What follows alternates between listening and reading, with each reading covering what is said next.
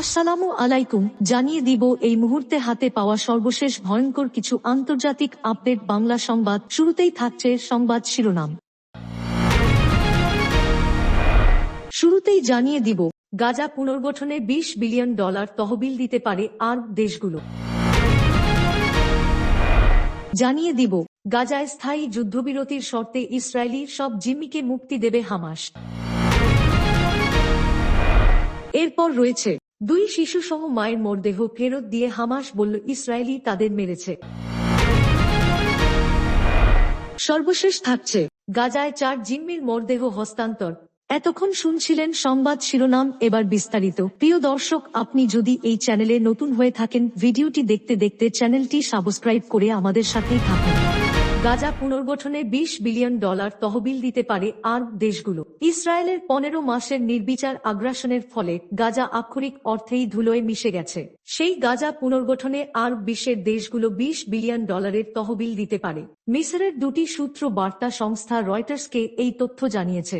তারা জানিয়েছে, মিসরের president Abdel Fattah al Sisi Saudi Arab সফরে যেতে পারেন। মিসরের 2টি নিরাপত্তা সূত্র নাম প্রকাশ না করার শর্তে জানিয়েছে, president Abdel Fattah al CC আগামী বৃহস্পতিবার রিয়াদ সফর করবেন। সেখানে তিনি গাজার জন্য একটি আরব পরিকল্পনা নিয়ে আলোচনা করবেন। এই পরিকল্পনার আওতায় অঞ্চলটি পুনর্গঠনের জন্য $20 বিলিয়ন পর্যন্ত সহায়তা আসতে পারে। আরব রাষ্ট্রগুলো গাজার যুদ্ধপরবর্তী পরিকল্পনা নিয়ে আলোচনা করতে যাচ্ছে। এই আলোচনাকে যুক্তরাষ্ট্রের প্রেসিডেন্ট ডোনাল্ড ট্রাম্পের প্রস্তাবের পাল্টা হিসেবে বিবেচনা করা হচ্ছে। ট্রাম্পের প্রস্তাব অনুসারে গাজাকে যুক্তরাষ্ট্রের নিয়ন্ত্রণে পুনর্গঠনের পরিকল্পনা রয়েছে এবং এতে ফিলিস্তিনিদের উচ্ছেদের সম্ভাবনা রয়েছে, যা অঞ্চলটির নেতাদের ক্ষুব্ধ করেছে। সৌদি আরব, মিসর, জর্ডান, সংযুক্ত আরব আমিরাত ও কাতার এই আরব পরিকল্পনা রিয়াদে পর্যালোচনা ও আলোচনা করবে। এরপর এই পরিকল্পনা আগামী 4 মার্চ কায়রোতে নির্ধারিত আরব সম্মেলনে উপস্থাপন করা হবে বলে সংশ্লিষ্ট বিষয়ে অবগত 4টি সূত্র জানিয়েছে। আগামী শুক্রবার সৌদি আরবে আরব রাষ্ট্রপ্রধানদের একটি বৈঠক অনুষ্ঠিত হওয়ার কথা, যেখানে জর্ডান, মিসর, সংযুক্ত আরব আমিরাত ও কাতারের নেতারা উপস্থিত থাকবেন। এই বৈঠক সৌদি আরবের উদ্যোগে ট্রাম্পের পরিকল্পনার বিরোধিতায় আরব প্রচেষ্টার অংশ হিসেবে অনুষ্ঠিত হচ্ছে। তবে কিছু সূত্র বলছে, বৈঠকের তারিখ এখনো চূড়ান্ত হয়নি। ট্রাম্পের মধ্যপ্রাচ্যের রিভেরা তৈরির লক্ষ্যে গাজার ফিলিস্তিনিদের বিতাড়িত করে তাদের বেশিরভাগকে জর্ডান ও মিশরে পুনর্বাসনের পরিকল্পনা আরব রাষ্ট্রগুলোকে হতাশ করেছে।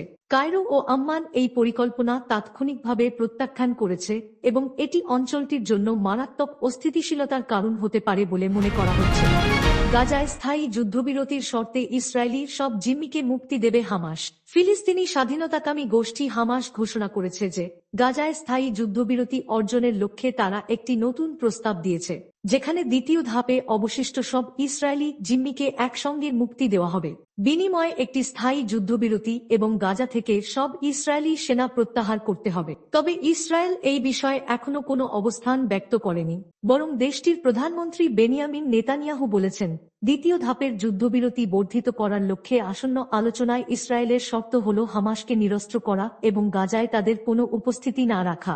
পাশাপাশি যুদ্ধ পরবর্তী পরিস্থিতিতে গাজায় ফিলিস্তিনি কর্তৃপক্ষের কোনো ভূমিকা না রাখা। কাতার ভিত্তিক সংবাদ মাধ্যম আল জাজিরার প্রতিবেদনে বলা হয়েছে, হামাসের মুখপাত্র হাজেম কাসেম বলেছেন, হামাসের হাতে থাকা সব জিম্মিদের মুক্তি তখনই সম্ভব হবে যখন ইসরায়েল স্থায়ী যুদ্ধবিরতি ঘোষণা করবে এবং গাজা উপত্যকা থেকে সম্পূর্ণভাবে সেনা প্রত্যাহার করবে। হাজেম কাসেম আরও জানান, মধ্যস্থতাকারীদের অনুরোধে হামাস মুক্তিপ্রাপ্ত বন্দীর সংখ্যা দ্বিগুণ করেছে এবং দাবি করেছে যে তারা যুদ্ধবিরতি মেনে চলার প্রতিশ্রুতি প্রমাণ করতে সক্ষম হয়েছে। কাসেম বলেন, হামাসকে গাজা থেকে সরিয়ে দেওয়ার ইসরায়েলের যে দাবি, সেটি হাস্যকর। এটি কেবল একটি মনস্তাত্ত্বিক কৌশল। প্রতিরোধ চলবে, নিরস্ত্রীকরণ কোনোভাবেই সম্ভব নয়। তিনি আরও বলেন, গাজার ভবিষ্যৎ ব্যবস্থা জাতীয় ঐকমত্যের মাধ্যমে নির্ধারিত হবে। অপরদিকে ইসরায়েলের প্রধানমন্ত্রী বেনিয়ামিন নেতানিয়াহু সম্প্রতি এক বৈঠকে মন্ত্রীদের বলেছেন, যুদ্ধবিরতি বর্ধিত করতে আসন্ন দ্বিতীয় ধাপের আলোচনায় ইসরায়েলের শর্ত হল হামাসকে নিরস্ত্র করা এবং গাজায় তাদের কোনো উপস্থিতি না রাখা। পাশাপাশি যুদ্ধ পরবর্তী পরিস্থিতিতে ফিলিস্তিনি কর্তৃপক্ষের ভূমিকা না থাকা। গত সোমবার রাতে ইসরায়েলের নিরাপত্তা মন্ত্রিসভার বৈঠকের পর এই প্রতিবেদন প্রকাশ করে দেশটির সংবাদ মাধ্যম চ্যানেল 12। বৈঠকে যুদ্ধবিরতির দ্বিতীয় ধাপের আলোচনার বিষয়ে আলোচনা হয়, যদিও এটি 3 ফেব্রুয়ারি থেকে শুরু হওয়ার কথা থাকলেও এখনো শুরু হয়নি। ইসরায়েলি সম্প্রচার মাধ্যম কান নিউজের প্রতিবেদনে বলা হয়েছে, নেতানিয়াহু গাজার সম্পূর্ণ নিরস্ত্রীকরণেরও দাবি জানিয়েছেন। 2 শিশুসহ মায়ের মরদেহ ফেরত দিয়ে হামাস বলল ইসরায়েলি তাদের মেরেছে। গাজায় নিহত 4 ইসরায়েলি জিম্মির মরদেহ হস্তান্তর করেছে ফিলিস্তিনি স্বাধীনতাকামী গোষ্ঠী হামাস। এর মধ্যে 2 শিশুসহ তাদের মায়ের মরদেহ ছিল। ইসরায়েলি প্রতিরক্ষা বাহিনী আইডিএফ ও গোয়েন্দা সংস্থা শিন বেত 4 জনের মরদেহ গ্রহণ করেছে। বিবিসির তথ্য অনুযায়ী মরদেহগুলো হস্তান্তর করে হামাস দাবি করেছে তারা ইসরায়েলের বিমান হামলায় নিহত হয়েছে। নিহত 2 শিশুর মধ্যে কেফির বিবাসের বয়স মাত্র 2 বছর আর তার ভাই অ্যারিয়েল বিবাসের বয়স ছিল 4। তাদের নিহত মায়ের নাম শিরি বিবাস। হস্তান্তর করা অন্য মরদেহটি ছিল ওদের লিফশিপস নামে বয়স্ক এক ইসরায়েলি। জিম্মিদের মরদেহ গ্রহণের বিষয়ে ইসরায়েলের প্রধানমন্ত্রী বেনিয়ামিন নেতানিয়াহু একটি ভিডিও বার্তায় বলেছেন, ইসরায়েল রাষ্ট্রের জন্য আজ খুব কঠিন একটি দিন, বিষণ্ণ শোকের একটি দিন। 2023 সালের 7 অক্টোবর ইসরায়েলের কিবুতজ নির ওজ এলাকা থেকে হামাসের হাতে জিম্মি হয়েছিলেন বিবাস পরিবারের সদস্যরা। তখন কেফিরের বয়স ছিল মাত্র 9 মাস। জিম্মি থাকা অবস্থায় মায়ের সঙ্গে কেফির ও অ্যারিয়েল নিহত হলেও তাদের বাবা ইয়ারদেন বিবাস জিম্মি দশা থেকে সম্প্রতি মুক্তি পেয়েছিলেন। গত বছরের নভেম্বর মাসে হামাস দাবি করেছিল ইসরায়েলি বিমান হামলায় জিম্মি ওই মা ও 2 শিশু নিহত হয়েছে। কাতার ও মিশরের মধ্যস্থতায় গত মাসে হামাস এবং ইসরায়েলের মধ্যে সই হওয়া যুদ্ধবিরতি চুক্তির আওতায় জিম্মিদের মুক্তি দেওয়া হচ্ছে।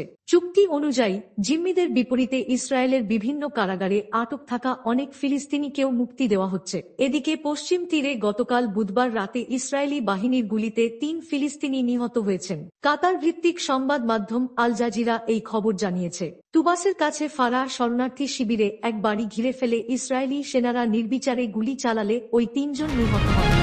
গাজায় 4 জিম্মির মরদেহ হস্তান্তর। পশ্চিম তীরে ইসরায়েলি অভিযানে নিহত 3। গাজায় নিহত 4 ইসরায়েলি জিম্মির মরদেহ হস্তান্তর করেছে ফিলিস্তিনি স্বাধীনতাকামী গোষ্ঠী হামাস।